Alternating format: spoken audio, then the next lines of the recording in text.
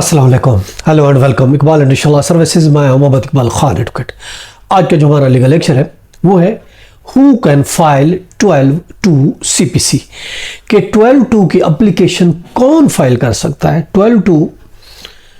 देखिए, अब उसको हम अगर डिफाइन करते हैं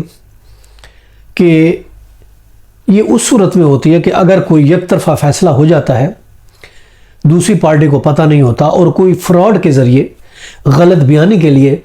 गलत बयानी करके झूठ के साथ फ्रॉड के साथ कोई डिग्री ले लेता है तो दूसरी पार्टी को पता चलता है। अगर हम डिफाइन करते हैं सेक्शन 12(2) CPC को, उसमें यह कहा गया है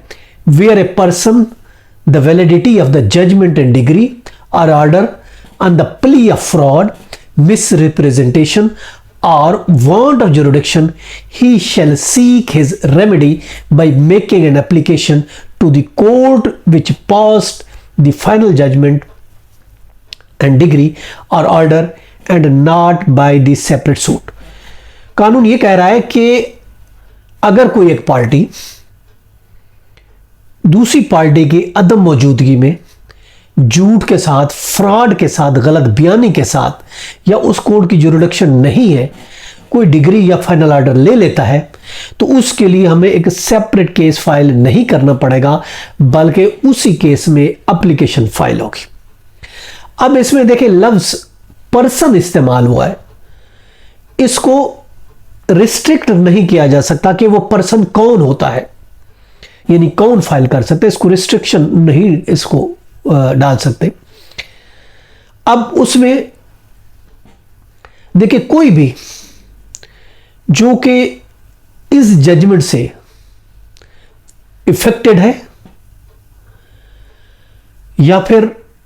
उसका कोई सक्सेसर इंटरेस्ट या वो पार्टी जिससे जरूरी नहीं वो उस केस में पार्टी हो, उससे मुतासिर हो, उसका कोई लीगल हेयर्स भी हो सकता है, कोई वारिस भी हो सकता है, कोई सक्सेसर इंटरेस्ट भी हो सकता है।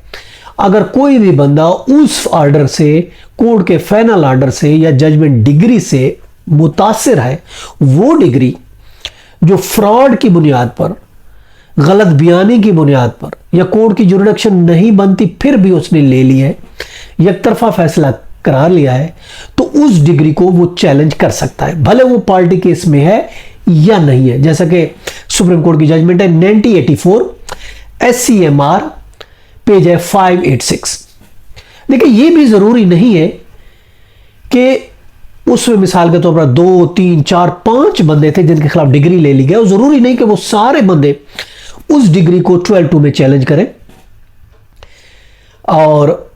जेड एक साथ प्रोसीडिंग करें, नहीं, ऐसा भी जरूरी नहीं। उनमें से कोई भी एक चैलेंज कर सकता है, 2 चैलेंज कर सकते हैं या 3 चैलेंज कर सकते हैं, सब चलो, कोई भी, उसमें कोई लिमिट नहीं है कि 4 डिफेंडेंट थे तो चारों के चारे एक साथ करें, ऐसा भी कुछ भी नहीं है। जैसा कि रूलिंग है 2016 YLR नोट है पेज 203 लाहौर की है, उसमें यही कहा गया कि जरूरी नहीं कि सारे बंदे, सारे पर्सन इसको चैलेंज करें, कोई एक भी कर सकता है, 2 भी कर सकते हैं। ये डिपेंड करता है उन पार्टीज पर, वो अगर मुतासिर हैं, इफेक्टेड है, तो उनके पास राइट है कि वो उसको चैलेंज करें। ये था हमारा आज का लीगल लेक्चर, इसके साथ इजाजत का मिलते हैं। हैव अ नाइस डे, अल्लाह हाफिज़।